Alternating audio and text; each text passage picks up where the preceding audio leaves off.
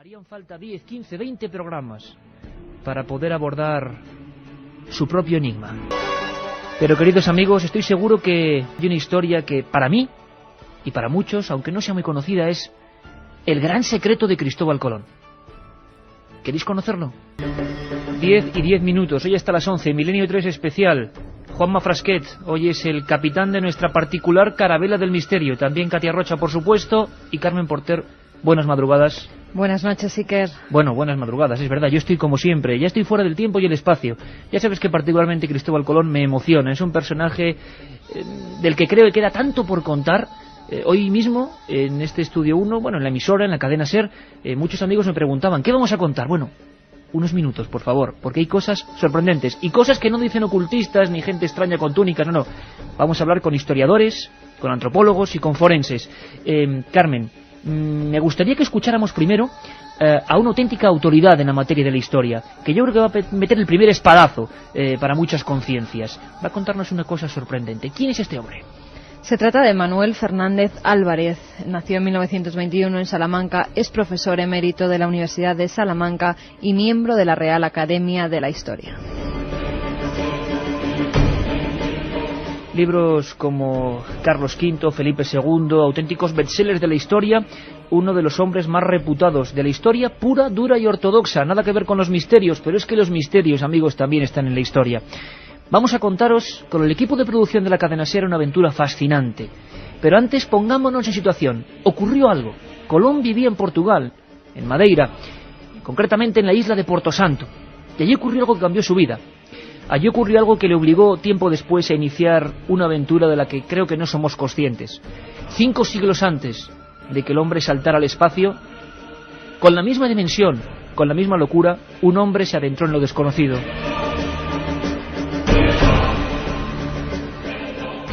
Manuel Fernández Álvarez nos introduce en una historia que es la del prenauta. Hubo otro marino, hubo un vagabundo, lleno de bubas, lleno de pústulas, enfermo, que llegó en 1479 y tenía algo que contarle a Cristóbal Colón. Que Colón está tan seguro de todo ello porque ya posiblemente ya había hecho aquel viaje, o bien había encontrado, había hablado con alguien que lo viera, el marino desconocido, pero el marino que él encuentra pues agonizando, y que le descubre su secreto de que yendo hacia Occidente se había encontrado con nuevas tierras. Que entonces, como dice, en ese caso hay un testigo de la época, que es la gran figura del padre de las Casas, que dice que él parecía que aquel secreto lo tenía tan, como si lo tuviera guardado, todo aquella aventura, como si lo tuviera como un secreto guardado en un arca, y del cual ya él tuviera la llave, ¿no?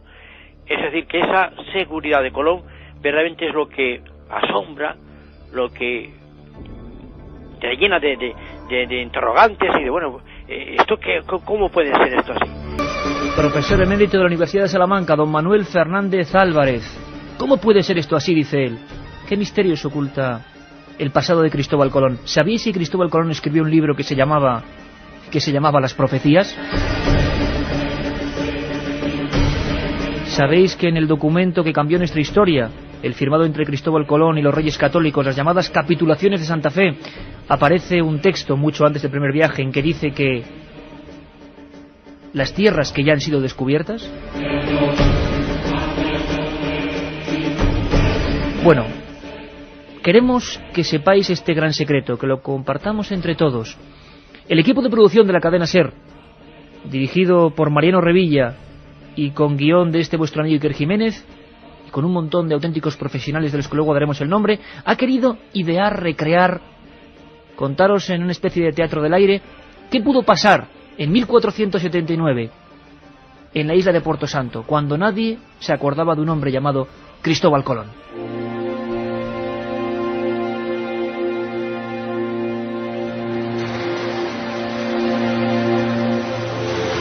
Mucho antes de la gloria y la inmortalidad, mucho antes de que se alzasen esculturas en las que se señalaba con el dedo índice hacia un nuevo mundo, mucho antes incluso de su primer viaje, el mercader Cristóbal Colón veía atardecer en las playas desiertas de la isla portuguesa de Porto Santo. En no pocas ocasiones habían arribado hasta las rocas maderos con extrañas inscripciones y troncos primorosamente tallados por manos desconocidas. En una ocasión incluso llegó un cadáver de aspecto misterioso. ¿Qué es eso? Parece un cadáver. No parece. Es un cadáver. Apártense. Solo lo están acercando a la playa. Apártense, he dicho.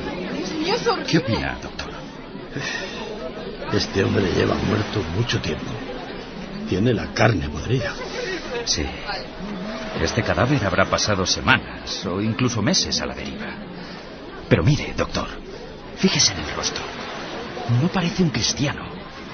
¿Tal vez un chino? ¿Quizá un hindú? Y cierto es, don Cristóbal, que este individuo llega de muy lejos. Y esta tez tan oscura, esta cara ancha y sin barba... No sé qué pensar. En fin, ayúdeme, sostenga esta tenaza un momento. Tengo que perforar por aquí.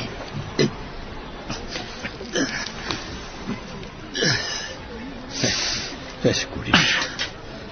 Las alimañas marinas han respetado las entrañas. Sin duda, lleva mucho tiempo siendo transportado por las corrientes y se ha conservado magníficamente por dentro. Eso parece. Ordenaré que le den sepultura de inmediato. Sucesos como este habían despertado desde hacía tiempo la imaginación y las ansias de Colón. ¿De dónde procedían aquellas visitas? ¿Acaso había tierras fuera de los mapas conocidos y al otro lado del mar tenebroso? En la taberna, al caer la noche, los marinos siempre le hablaban en los mismos términos, fascinados, se diría que casi embrujados por una posibilidad digna de la leyenda. Le doy mi palabra de que hace un mes, viajando como piloto del rey, navegando al oeste del Cabo San Vicente, recogí un madero de embarcación que los vientos traían de Poniente. Por lo tanto, aquello procedía de tierras existentes hacia el oeste. Y eso es tan verdad como esta jarra de vino. No miente. Yo mismo, hace ya 15 años, pude ver en la misma zona unos barcos lejanos que transportaban cañas gruesas. Unas cañas andadas que flotaban en el agua y que nunca aquí se han visto. A lo lejos, en la cubierta, allí a esa gente de menuda estatura y la piel tostada, sin barba, como el desgraciado que llegó al atardecer hasta la playa. ¿Y cómo no fue hacia ellos, amigo Pedro? Quite. Se alejaron a gran velocidad. A lo peor, temerosos de mi navío. Se fueron delante de mis ojos rumbo al oeste. La obsesión de Colón, extraída quizá de algunos libros prohibidos que había podido consultar en Italia, era viajar al este por el oeste, inaugurando una ruta jamás explorada a través del océano. Una vía prohibida que demostrase la posibilidad de llegar a la tierra de las grandes riquezas, a una parte desconocida del inmenso continente asiático que ya intuyó Marco Polo. ¡Don Cristóbal! ¡Don Cristóbal, tiene que venir! Una barcaza se ha estampado contra el espigón. Hay varios muertos. ¡Rápido, don Cristóbal! Apenas había comenzado el mes de marzo de 1479, cuando un accidente aparentemente fortuito iba a cambiar de raíz la vida de Colón, y quién sabe si de la propia historia de la humanidad. Por favor, no puedo hacerlo solo. Ayúdame con el herido. Cuidado al cogerlo. Sí, no. Tranquilícese. Dios mío, tiene la pierna tronzada por el madero. A ver, tiren por aquí. Pero mucho cuidado. Por aquí, despacio. Atento con la cabeza. Con cuidado. Vamos, poco a poco. Era el único superviviente de aquella embarcación que también venía arrastrada desde el oeste. Quizá por esa circunstancia, el almirante asistió intrigado y en silencio a la escena. El doctor y un grupo de muchachos arrastraron hasta la orilla a un hombre barbado, vestido con una especie de túnica de lino blanco. Dios. ¡Ayuda! Los paños que le cubrían estaban llenos de sangre muy oscura y su aliento era fétido. Por unos días, la isla se volcó con el inesperado visitante, que fue acomodado en la casa de Colón. Todo el cuerpo estaba lleno de bubas y costras de aspecto siniestro. A decir verdad, nadie apostaba por la vida, del enigmático viajero. No se lleve a engaño. No puede durar más que unos días. ¿Cuál es su opinión, doctor? Tiene un mal que espero no sea contagioso. Es algo extraño, como si la sangre se le hubiese podrido cual animal muerto a la intemperie. Mi consejo es que no permanezca aquí por más tiempo. Creo que puede ser peligroso y... Basta. Ya le he dicho que este hombre se quedará aquí hasta que Dios le haga la última llamada. Y sepa que ese mal no me inquieta lo más mínimo.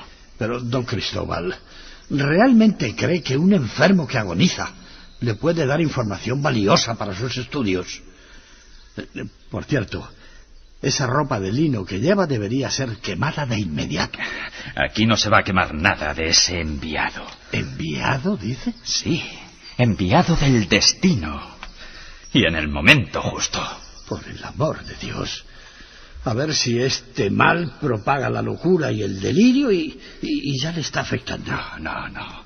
Usted sabe como yo que este hombre y el resto de su tripulación muerta venían de muy lejos, de un lugar donde no puede llegar nadie, a no ser que mi teoría esté en lo cierto. Pero déjese de teorías. Aquí lo único que hay es un piloto castellano, o vizcaíno o portugués, lleno de llagas y bubas que revientan. Esto puede ser un foco infeccioso maligno para toda la isla. ¿Comprende? Le aseguro que lo que pueda revelar este hombre es mucho más importante que su enfermedad. Además, le noto algo mejor. Me ha cogido confianza e incluso ayer de madrugada me confesó su nombre. ¿Y se puede saber? Sí, se puede saber. Se llama Alonso Sánchez, de Huelva, y ha llegado aquí desde una tierra tan lejana que ni siquiera cabría en nuestros mapas. Y ahora, doctor, si no le importa, déjeme solo.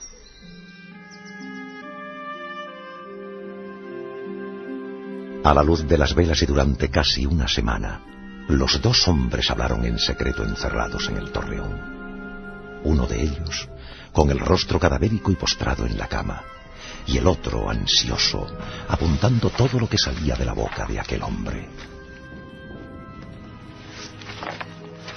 Amigo Alonso, trata de recordar. Me hablabas de la gran tormenta. Vamos, haz un esfuerzo.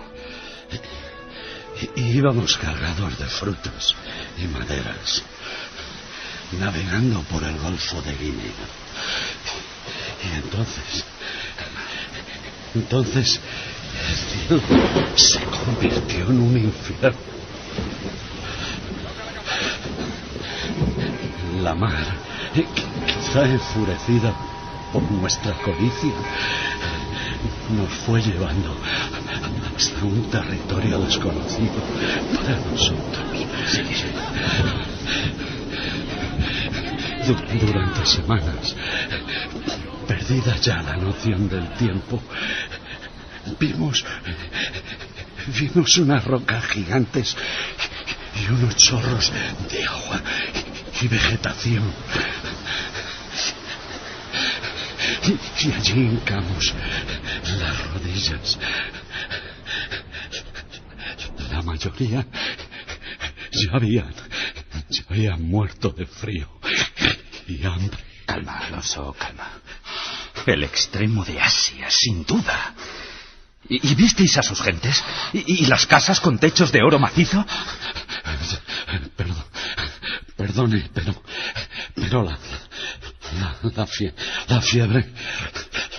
la fiebre otra vez. Deme un poco de beber, don Cristóbal. Tranquilo. Tengo que beber. Apiádese.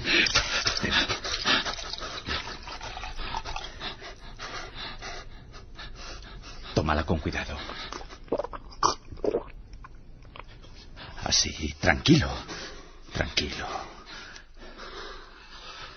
Debes contarme todo con detalle, para que así yo pueda realizar ese mismo viaje. Debes acordarte de todo lo posible, querido Alonso. Ninguno de los dos podía saberlo, pero el mal que aquejaba a aquel prenauta era la sífilis, una enfermedad devastadora que llegó a Europa en 1493 y que afectó a navegantes ilustres como Martín Alonso Pinzón, El piloto onubense había sido contagiado en una tierra remota, que describió a Colón con total detalle. Y las mujeres eran amables y cariñosas. Yacían con nosotros y nos consideraban dioses, enviados. Hasta que empezamos a sentir este dolor y nuestro cuerpo se recubrió de granos y bultos. Calma, Alonso. Así que entonces es cuando decidí regresar, aprovechando de nuevo los alisios. Antes habíamos encontrado una mina de oro y vimos las casas de caña y hablamos con los habitantes de esa tierra mediante señas. ¿Y cómo eran? ¿Cómo eran ellos? En verdad no se parecían a los chinos, ni a lo que nos han contado de los asiáticos. Eran otra cosa, otra raza. Eso obedece, amigo Alonso, a que es la parte más alejada y, por norma, la fisonomía de estas gentes debe ser completamente distinta. Sí, así lo he leído yo en la cosmografía de Ptolomeo. A 750 leguas de las Canarias, siempre al rumbo oeste, encontramos un archipiélago. Unas islas que parecían el mismo paraíso terrenal. Y de allí quisimos quedarnos para siempre, hasta que esta maldición, este fuego en las entrañas, esta enfermedad, nos obligó a partir. Calma, Alonso.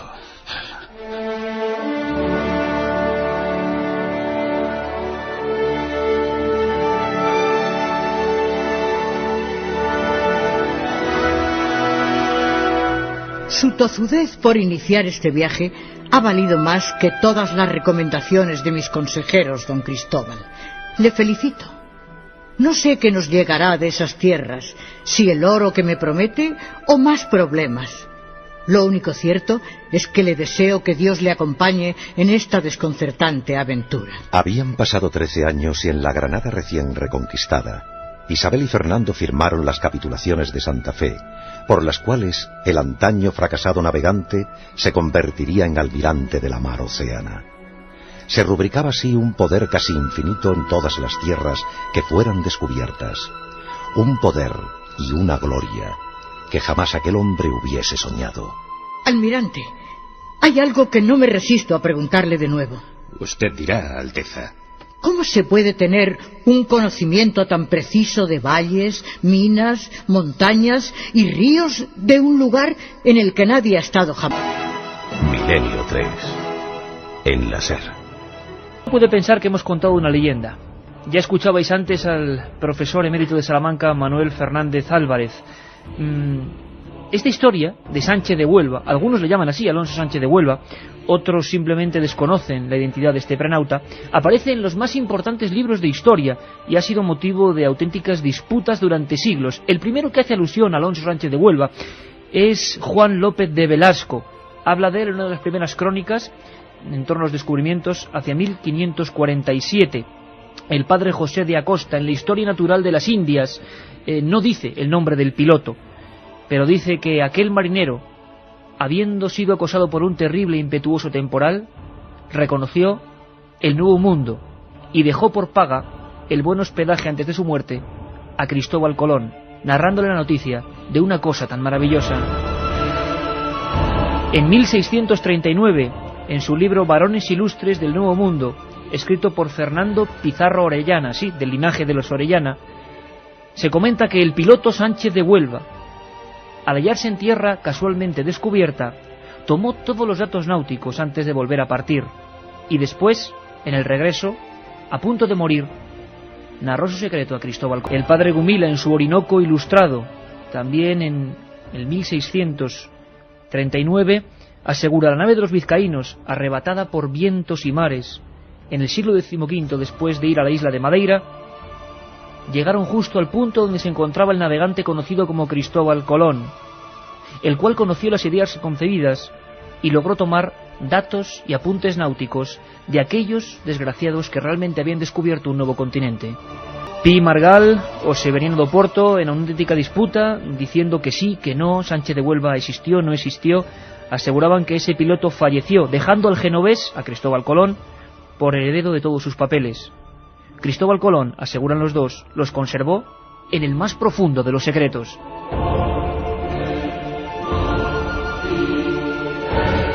El último gran estudio fue de un catedrático, no un cualquiera, de la Universidad Complutense de Madrid, del gran americanista Juan Manzano y Manzano. Fue publicado en 1976 y su libro se llamó Colón y su secreto. Realmente importante, Carmen, para darnos cuenta de que algo había pasado, algo había ocurrido antes de 1492. Bueno, esto pasó en 1492, pero en el mes de abril. Hablamos de uno de los contratos más importantes de nuestra historia. Son las capitulaciones de Santa Fe. Son firmadas por los Reyes Católicos en abril de 1492. Se trata de un documento en el que aprueban el proyecto colombino, pero el encabezado hace pensar que Colón y los Reyes contaban con información privilegiada, ya que dice lo siguiente: las cosas suplicadas y que vuestras altezas dan y otorgan a don Cristóbal de Colón es en satisfacción de lo que ha sido descubierto en las mares océanas. Abril 1492, lo tenemos ahí, de lo que ha sido descubierto en las mares océanas. Además de este texto, los Reyes Católicos conceden a Colón los títulos de virrey y almirante y le otorgan 1/10 parte de todo cuanto se consiga en esas tierras. También, al pedir las naves necesarias para el viaje, dicen lo siguiente: para ir a ciertas partes de la mar océana donde nosotros le mandamos ir. Y por último, los Reyes designan que se le pague a Diego Rodríguez Prieto, el hombre que facilitará los barcos, 4 meses de sueldo, que es lo que tardará en realizarse el viaje. Sabían exactamente que la trayectoria era de 4 meses. ¿Cómo lo sabían? ¿Por qué esa precisión? ¿Por qué los marinos que iban en las 3 carabelas atestiguan que Colón sabía de valles, montañas, minas? Le tomaron casi como un enviado, como él tomó en su día quizá al prenauta Alonso Sánchez. Sabía lo que estaba por venir y sin embargo estaban en una tierra que nunca los cristianos habían pisado. Milenio 3, con Iker Jiménez, en la cadena SER.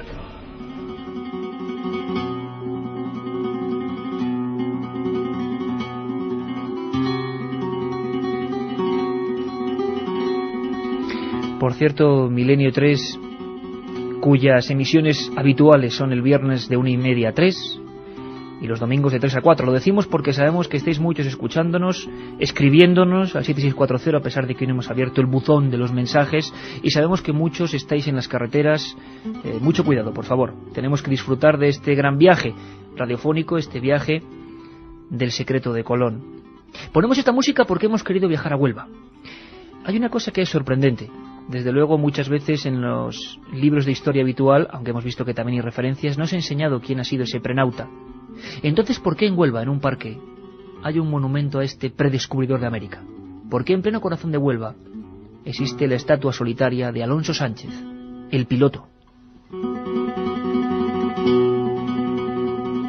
Un hombre que en 1479, al parecer, dejó muchos secretos y muchas pistas a Cristóbal Colón. Hemos intentado saber qué restos, qué pistas, qué documentos hay sobre este hombre en esa capital andaluza. Katia Rocha, buenas noches. Buenas noches. ¿Qué hemos encontrado? El nombre Alonso Sánchez de Huelva ha turbado desde hace siglos en cuanto repasan e investigan los oscuros años predescubridores de Cristóbal Colón.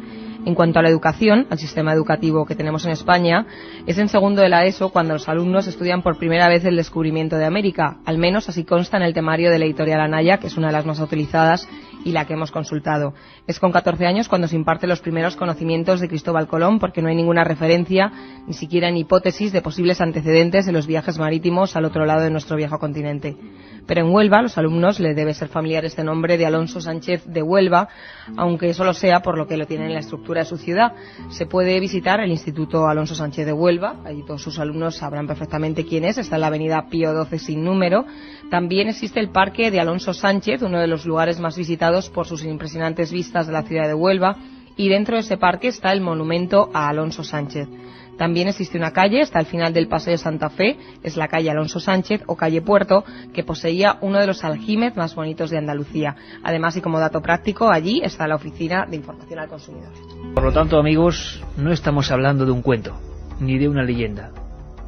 Y si no, que se lo pregunten a quienes viajan a Huelva, quienes estudian en ese instituto, quienes pasean por su parque, quienes ven esa figura.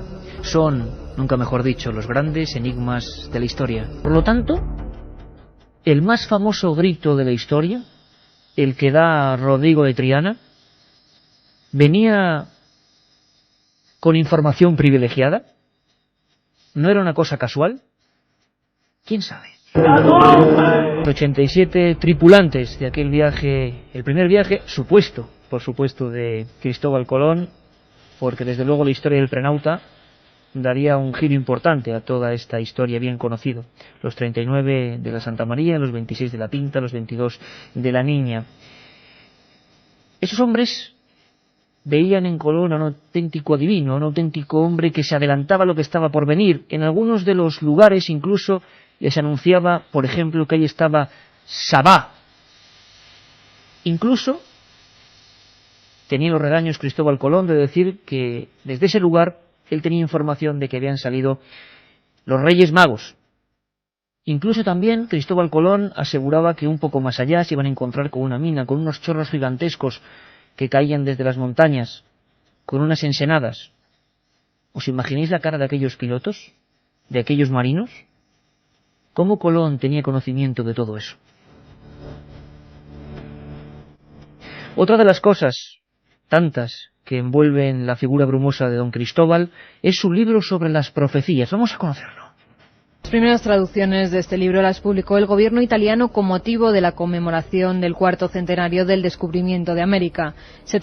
Sabéis que Cristóbal, su nombre sí es que era el suyo, porque su firma es todo un misterio también, hay quien dice que ocultó su propia identidad, es algo correlativo al mito de Cristóbal, del cristianismo bien conocido, ese gigante que pasa la fe, el cristianismo por un río, de un mundo a otro. Qué curioso que tuviera el mismo nombre el hombre que hizo eso realmente en aquel 1492 o antes. El profesor de Historia emérito de la Universidad de Salamanca, el historiador Manuel Fernández Álvarez, una auténtica institución, nos habla de que quizá entre 1479 y 1492, con los datos del piloto desconocido del prenauta en la faltriquera de Alonso Sánchez de Huelva, Colón emprendió un primer viaje. Si no es imposible tener tal detalle en esa primera aventura oficial. Le escuchamos. Por lo tanto, aquí sí que parece que había una prueba indirecta de que Colón, para estar tan seguro, es que lo tenía como muy cierto. ¿Y por qué podía tenerlo como muy cierto? Porque él tenía una prueba segura, indiscutible. Y esa prueba segura e indiscutible podía ser efectivamente que él, en uno de sus viajes, que tantos que hizo en aquellos años anteriores al 92, al año 85 que vino a España, en ese periodo anterior él hubiera llegado a las Indias Occidentales. Pirata, astrólogo, cosmógrafo, mercader, visionario, 1000 oficios, 1000 vicisitudes y una muerte misteriosa, tan misteriosa como su propia rúbrica, su propia firma, que aparece en las propias capitulaciones de Santa Fe. Una X, unos símbolos. De verdad que es para hacer el código Colón, ¿eh? De verdad que es para hacerlo. Hay un dato que a mí me acaba de dejar un poco sorprendido, y es la pasión de Cristóbal por San Juan el Bautista. Y todos los que hayan escuchado los programas sobre el Código Da Vinci sabrán de qué hablo, porque hay toda una teoría de unos elegidos que veneraban más a San Juan Bautista que al propio Jesús de Nazaret. Bueno, curioso. Tan curioso como digo, la firma. Si vamos rápidamente ahora mismo a los libros, a internet, donde sea, veremos que es una X con una simbología muy extraña y las palabras expoferens. Sebastián Vázquez, un experto en ocultismo, nos habla perfectamente de los estudios efectuados sobre esa firma. ¿Quiso ocultar su identidad? Sería lógico viendo su propia vida. Pidió a sus descendientes que siguieran utilizándola, Entonces era una especie de X, donde arriba habían unas iniciales separadas por puntos. Es una firma que está hoy todavía sin descifrar.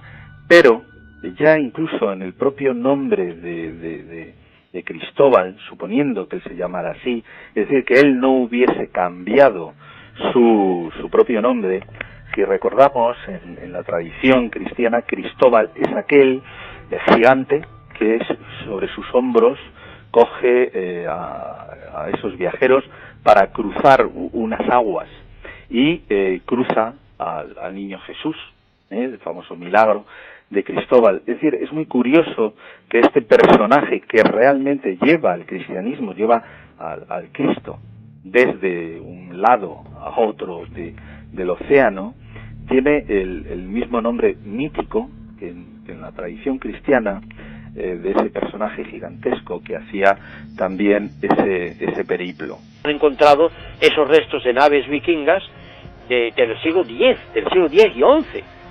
Y efectivamente en las sagas que se han conservado, lo que pasa es que esa tradición no llega al sur, no llega a las naciones del Mediterráneo, del Renacimiento. Esto se viene porque se suspenden esas navegaciones a partir, yo creo que es el siglo XII, y entonces todo eso queda muy interrumpido y todo eso pues no provoca todo el eco que debiera. Pero hoy sí sabemos, hoy se ha demostrado científicamente en efecto que a partir de fines del X y el XI naves vikingas llegan desde Noruega a Groenlandia, y de Groenlandia pues incluso a tierras como esas de la península del Labrador.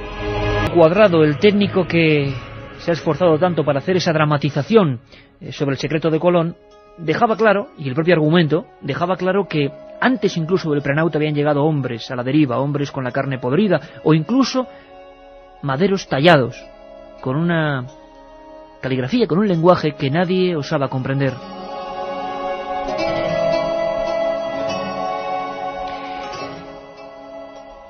Zheng He, con 800 pilotos chinos, según el oficial británico de la Armada Gavin Menzies, autor del libro 1421, llegaron allí a esas costas. Pero antes incluso, siglo X, siglo XI, como hemos escuchado, tuvieron que estar esos vikingos. Se habla de la odisea de Eric el Rojo desde Groenlandia, buscando siempre nuevas tierras. El ser humano siempre ha tenido esa necesidad. ¿Qué datos tenemos? ¿Qué museo de lo insólito tenemos para suponer que ha habido otras culturas? ¿Cuáles son las piezas de las que nunca se habla, pero que ahí están, desafiando? Pues ahora vamos a descubrirlas. Carmen, hacemos un rápido repaso. Vamos con algunas de ellas. En 1964, en Terranova, se hallaron los restos de un posible campamento vikingo. Aparecieron una forja de características normandas y fragmentos de madera que, tras ser datados mediante el método del carbono 14, dieron una antigüedad de 1000 años. Años más tarde también fueron encontradas monedas romanas acuñadas en tiempos de Augusto, Constantino, Honorio y Teodosio. Fueron halladas en México, en Venezuela, en Costa Rica y en Ecuador. Vamos con más monedas, estas encontradas en 1979 en unas ruinas indias del estado de Maine. Se encontraron acuñadas en Noruega entre el 1065 y el 1080, y esto demostraría la visita otra vez de los vikingos antes del descubrimiento de Colón. En mayo de 1980, la revista Science Digest publicaba los hallazgos del profesor Barry Feld de la Universidad de Harvard. Se trataba de una serie de inscripciones y un barco tallados en una roca de Moon Hope, en Rhode Island. Escrito en caracteres púnicos, se puede leer: esta roca es el saludo de los marinos de Tartán. En 1993 en México se produjeron varios hallazgos: un torso de Venus del siglo IV a.C. y una pequeña cabeza de barro de origen romano que databan del año 200 de nuestra era. Y vamos con los mapas. El mapa de Vinland, sobre el que hay una gran polémica, ya que en 1965 la Universidad de Yale y el Museo Británico anunciaron que este mapa era la prueba de que los vikingos habían llegado a América mucho antes que Colón. En el mapa se pueden observar claramente cartografiada América, pero estudios posteriores echaron por tierra esta versión, ya que tras analizar la tinta que había en el documento, se llegó a la conclusión de que esta era moderna. Pero no contentos con los resultados, en 2002 se volvió a analizar la tinta en un acelerador de partículas de la Universidad de Arizona, y los resultados arrojaron una nueva fecha: 1434. Hay otro mapa conocido como Mapa Mundi de Martellus, realizado en 1489 por Enrico Martellus Germanus. Trabajaba como cartógrafo para el Vaticano. En él hay dibujada una región que recordaba el perfil de América. Al parecer este mapa le fue entregado a Martín Alonso Pinzón por un familiar del Papa Inocencio VIII en una visita que este marinero hizo a Roma. Además del mapa, Pinzón pudo recibir un escrito que decía: navegarás por el mar Mediterráneo hasta el fin de España, y allí, al poniente del sol, entre el norte y el mediodía, por la vía temperada hasta 95 grados del camino, hallarás una tierra de Cipango, la cual es tan fértil y abundosa que con su grandeza sojuzgarás África y Europa. Es increíble, es el Museo de lo Extraño que está ahí. ¿Se le haga caso o no? Y nosotros estamos para contarlos. Por cierto, ¿cómo fue el fin de Colón? Todos los honores, en un momento dado, al final de su vida, indigente, casi mendigo, a pesar del poder que tuvo, se los llevó otro nombre, Américo Vespucio. Un momento sin duda creo que duro para don Cristóbal. Han sido descubiertas y conquistadas nuevas tierras en nombre de Castilla y Aragón en el año de 1492. Como sabe muy bien vuestra Alteza, la Universidad de Salamanca siempre ha defendido la teoría de la existencia de territorios desconocidos en Occidente. Castilla, por la gracia de vuestra Alteza, ha confirmado ya a toda la humanidad la existencia de un mundo nuevo. Terra incógnita. Ese continente fue descubierto en primer lugar por un marino enviado por vuestra Alteza. Su nombre, Américo Vespucio. Os aseguro que cuando uno se adentra en la vida, en los escritos, en las disputas que hay todavía sobre Cristóbal Colón, se emociona. Es un personaje digno de 1 y 1000 estudios. Por cierto que uno de los últimos es el de Miguel Botella, antropólogo forense de la Cátedra de Antropología de la Universidad de Granada. Todo el que se acerca a algo de Colón acaba hipnotizado por su encanto, y si no, escuchar al profesor. Pues los huesos llegaron el mismo día que se sacaron de la Catedral de Sevilla y se trasladaron a la Universidad de Granada, donde me hice cargo en el laboratorio de antropología de hacer su estudio. Realmente, bueno, hay que decir que fue muy emocionante abrir aquello, poder tocar los huesos presuntos del almirante. En fin, creo nunca había soñado con tener eso. Nuestra particular embarcación vaya camino a puerto. Esperamos que hayáis disfrutado con esta otra historia, pero otra historia con historiadores, antropólogos, forenses, no una historia legendaria, aunque ¿dónde está la línea que separa las leyendas de los hechos reales? La firma de Colón, su pasado, lo que aparece en las capitulaciones de Santa Fe y sobre todo esa sombra, mucho más importante que de dónde era Colón y de historias de apropiarse de un personaje de este tipo. No sabemos nada ni siquiera de sus huesos, ya lo sabéis, las últimas investigaciones no arrojan nada. Incluso hay un último teletipo, brevísimamente, Carmen, que habla de Santo Domingo y de la maldición que algunos creen que dice el nombre de Colón. Sí, hoy se han abierto la urna que al parecer puede contener los restos de Colón, pero no todos los dominicanos celebran este día. Algunos lo llaman el Día del Exterminio, ya que existe la creencia de que hay una especie de maldición si se cita esa palabra, ese nombre, Cristóbal Colón. ¿Y por qué? El pobre Cristóbal Colón, ¿qué culpa tendría? Lo hemos intentado averiguar, sobre todo con ese personaje. Son los auténticos enigmas de la historia. En Huelva, recordadlo, esa calle, ese busto, ese parque, ese colegio de un hombre que oficialmente no existe, Alonso Sánchez, el prenauta. Nosotros nos marchamos y os recordamos que en Toledo, ¿dónde exactamente, Carmen? En el convento de San Pedro Mártir estaremos el 29. Día 29. El 22 de octubre nos vamos hasta Alicante, la universidad. En el Paraninfo realizaremos el programa ante el público. Y por último, el día 5 de noviembre estaremos en Vitoria, en el Centro Cívico Europa. Poneos por favor en contacto con la cadena SER local de cada sitio y queremos estar con vosotros para vivir aventuras como la de hoy. El gran secreto de Cristóbal Colón. Nos vamos, que ya está aquí Carlos Llamas y todo su equipo. Un abrazo muy... ¿Has visto eso? ¿Qué? ¿Qué ha pasado? ¿Qué pasa, Antonio? Mujer, ¿no te has dado cuenta? Estaba allí, junto al árbol. ¿No lo has visto? Voy a dar marcha. No, déjalo, no sigas. Por favor, vámonos de aquí ahora mismo. Pero, mujer, yo he visto algo ahí que... Que he dicho que nos vayamos de aquí, por el amor de Dios, ¿no me estás oyendo?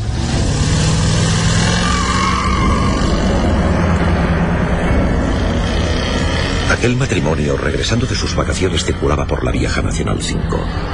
Eran ya cerca de las 3 de la madrugada, y ambos, aunque solo fuera por una fracción de segundo, habían visto lo mismo.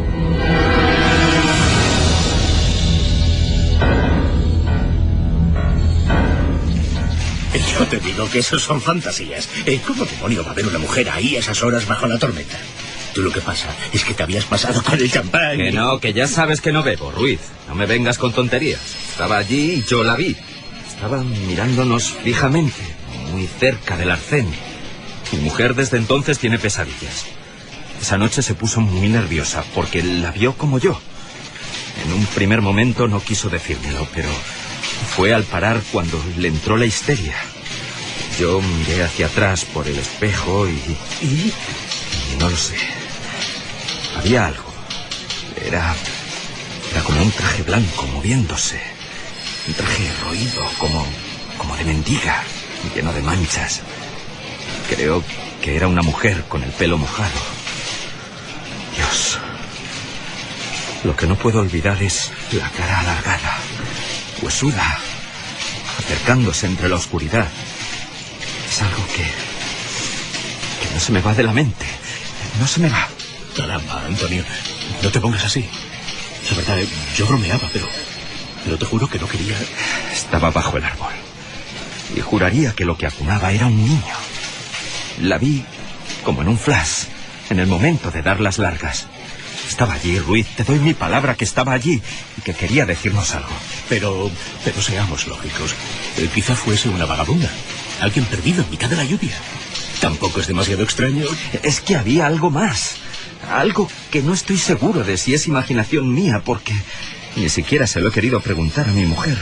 Pero vi algo que le caía por las piernas.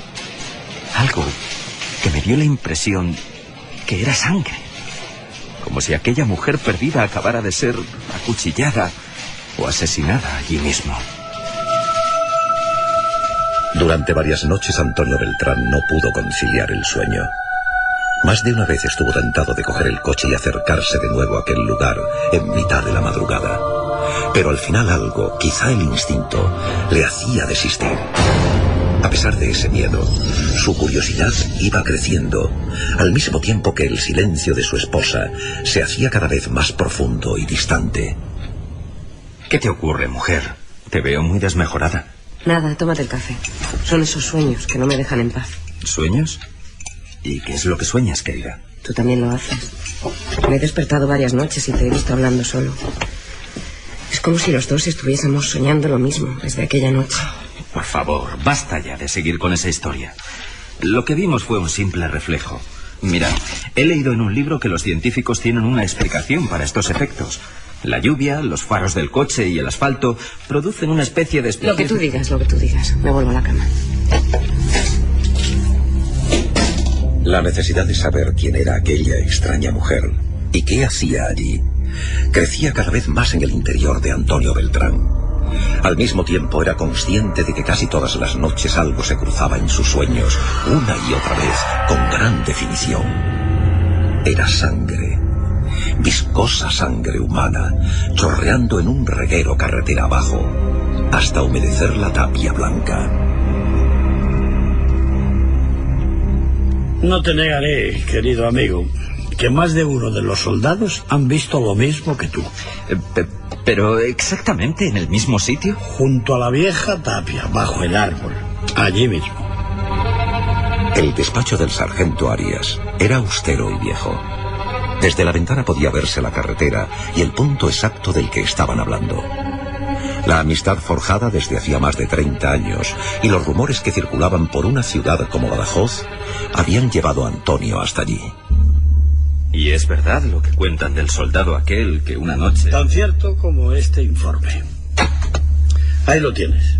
Pero, por favor, que esto quede entre nosotros. Ya ves que aquí callar una historia es difícil. te aseguro que me expedientarían si cuentas esto a alguien o se entera algún superior. Todo el mundo guarda silencio sobre la portuguesa. Pero en estas hojas aparecen más testigos. Santo cielo. Toda esta gente la ha visto desde que aquel chico... Por cierto, has dicho la portuguesa. Aquí se cuenta una historia muy antigua, quizá de los años 40, de una mendiga que fue atropellada justo ahí. No se encontró el cuerpo ni al culpable, pero parece que una mujer embarazada no fue socorrida y quedó allí desangrándose con el bebé en las entrañas durante toda la noche. Una noche de tormenta. Eso dicen, una noche de perros.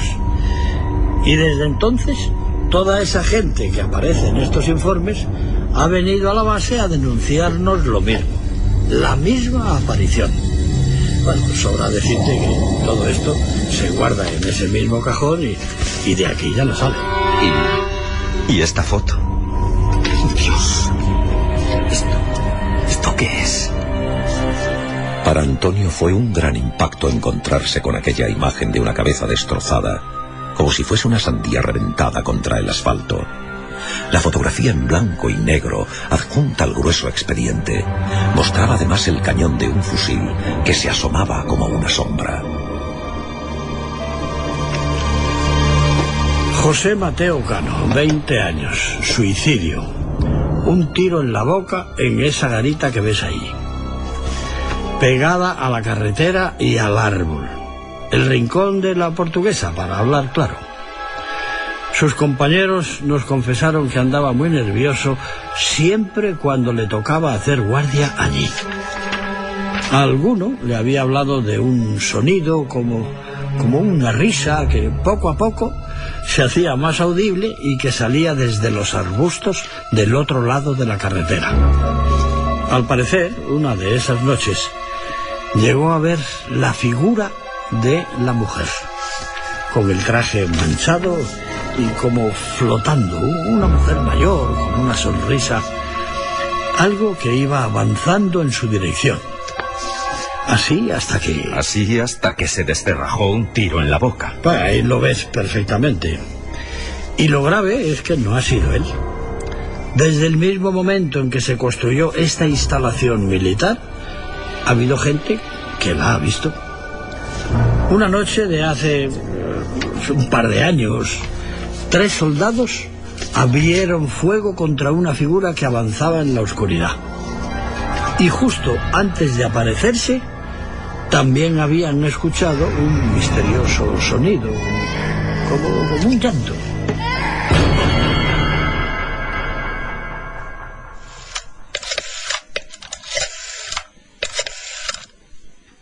Hola, cariño, ¿cómo estás? He descubierto algo importante. Aquella noche Antonio llamó a su mujer consciente de que había llegado el momento de regresar al punto donde se habían encontrado con el misterio. Ella, llorando, se negó e insistió en que no lo hiciera, como si tuviera un terrible presentimiento. Pero la determinación de aquel hombre ya era total.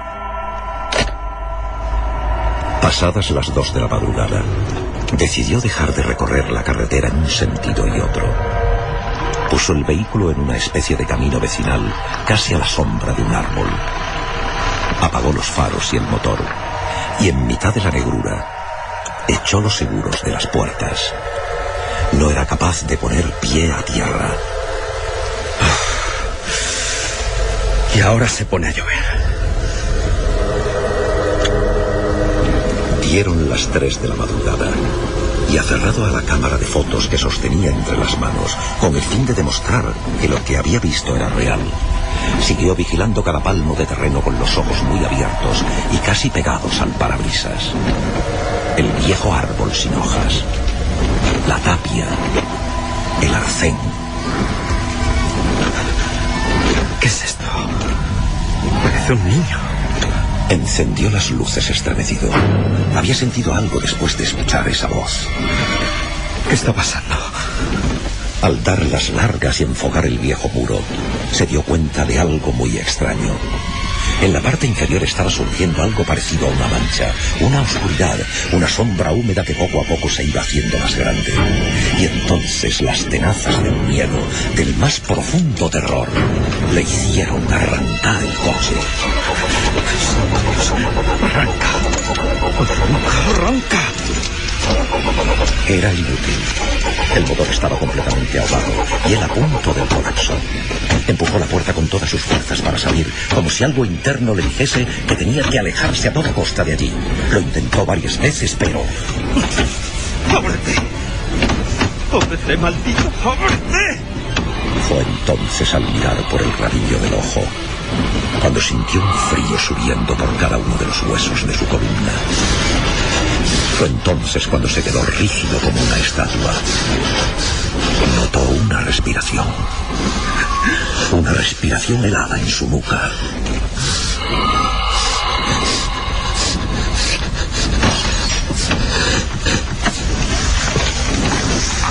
¡Socorro! ¡Ayuda! ¡Socorro! ¡Socorro!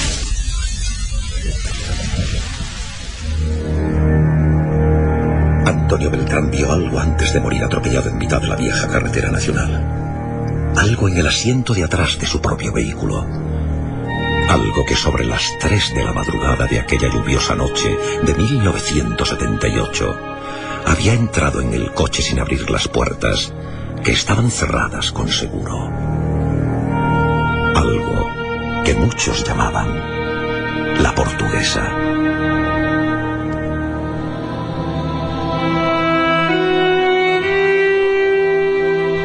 Cuando esa misma madrugada sobre las 5:30, la policía llegó a casa de su esposa, ésta se encontraba temblando, llorando sin consuelo, como si sus propias pesadillas le hubiesen informado con antemano de lo sucedido. Había estado soñando con la misma imagen que le atormentaba desde hacía días. La sangre circulando por el asfalto una y otra vez, como en un mensaje de alerta. La sangre roja, que esta vez era de su propio marido. Cerca de la cumbre del macizo del Canigó hay un destartalado albergue llamado Coma de Vaca, que se ha quedado viejo a fuerza de no ser visitado por los montañeros. La mayoría, en noches como esta, prefieren tomar otras rutas, evitándolo a toda costa. Es un caserón aislado donde ya no para nadie. El único inquilino es el viento de la tramontana que serpentea por los ventanucos, después de revolotear por la mugrienta cocina de hierro, donde hay una larga mesa con los platos de loza clavados. Dicen que fue aquí donde ocurrió todo una madrugada, hace ya más de 20 años. Si se les pregunta, los ancianos de la comarca sellan sus labios, y algunos, mirando con cara de espanto, se limitan a rezar mientras se alejan. Aquella tarde Antonio Pujalte, alpinista experimentado, y un amigo, Ramón Soto, sacerdote, llegan hasta aquí desde el pueblo de Ulteter. Era el 28 de enero de 1961. Escucha, Ramón. En el pueblo ya están llamando a misa de 7. Pues llegamos justo a tiempo. 1 minuto más y nos traga la noche. Oye, habrá que hacer fuego. Cómo huele a cerrado.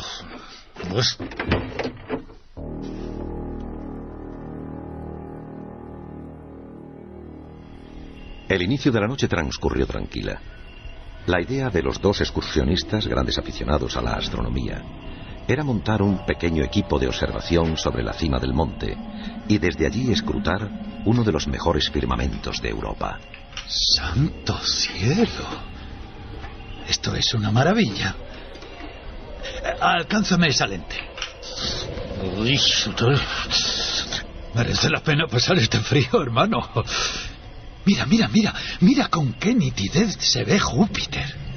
Pasándose de uno a otro el artilugio, fueron transcurriendo lentamente las horas.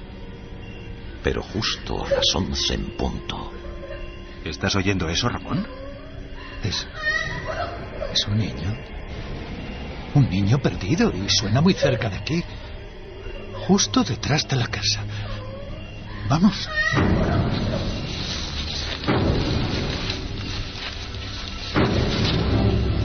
Juraría que era aquí, pero a esta temperatura y con este río casi helado. ¿Cómo demonios va a haber aquí un niño? No lo sé. Igual era una lechuza. Un pájaro que nos ha confundido. Sí, un pájaro. Un pájaro de mal agüero. No podían disimularlo. La inquietud se había apoderado de ellos poco a poco. Los nervios y la tensión les hacían sentirse incómodos, violentos. ¿Quién había llorado en mitad de la noche y tan cerca de ellos? Las estrellas del cielo ya apenas importaban, y sus miradas vigilaban sin disimulo aquel entorno tan negro y desconocido. Un poco de luz no nos vendrá mal. El crepitar de las llamas alumbró las rocas próximas, y en ellas, perfectamente visible, una silueta. La sombra de un niño pequeño reflejándose en la piedra, detenido, con los brazos separados del cuerpo, está allí mirándoles.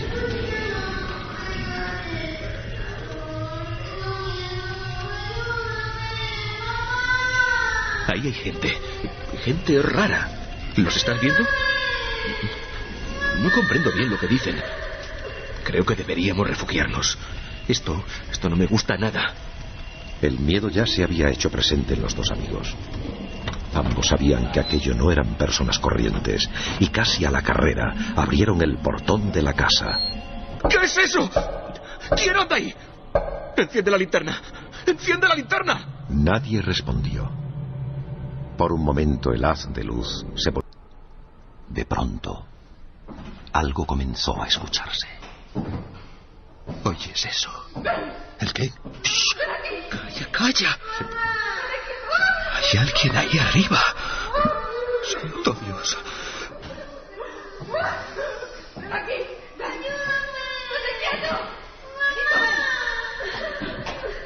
Está ahí arriba. Escucha, escucha.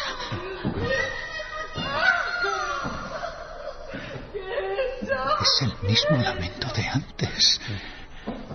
El pánico había devorado el alma de los dos. Efectivamente no se trataba de animales ni confusiones con los sonidos del monte. Alguien estaba sobre el tejado del refugio, y poco a poco unas voces como de otro tiempo, tenebrosas y atropelladas, fueron haciéndose sentir en la habitación, con un dramatismo que penetraba los muros, como si estos fuesen de papel.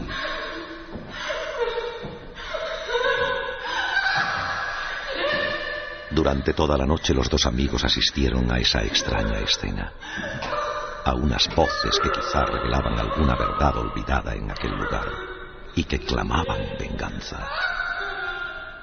A las 5 de la madrugada todo cesó repentinamente, como si se hubiese debido a una pesadilla repetitiva e infernal. Los pasos se detuvieron en seco, y aquella voz, aquellos lamentos se disolvieron en la nada. Un profundo silencio se adueñó del refugio. Un silencio en el que lo único que se escuchaba era el latir de aquellos dos corazones a punto de estallar. Al alba, Ramón Soto y Antonio Pujalte salieron del caserón como alma que lleva el diablo. Dejaron allí parte de sus enseres y casi con lo puesto bajaron hasta el pueblo. Luego, cada uno tomó un autobús y a olvidar.